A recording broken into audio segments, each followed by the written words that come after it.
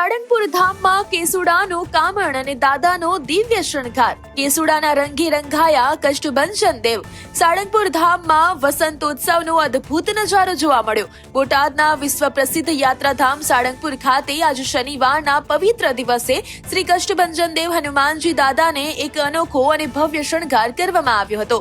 વડતાલ ધામ સંચાલિત આ મંદિરમાં પૂજ્ય શાસ્ત્રી સ્વામી હરિપ્રકાશ દાસજીની પ્રેરણાથી દાદાને પ્રકૃતિના રંગ એવા કેસુડાના ફૂલોના દિવ્ય વાઘા ધારણ કરાવાયા હતા.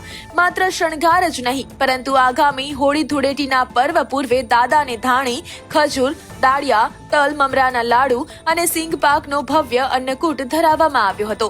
મંદિર પરિસરમાં આયોજિત મારુતિ યજ્ઞ અને શિખર પર લહેરાતી ધજાઓના દર્શન કરી હજારો હરિભક્તોએ ધન્યતા અનુભવી હતી.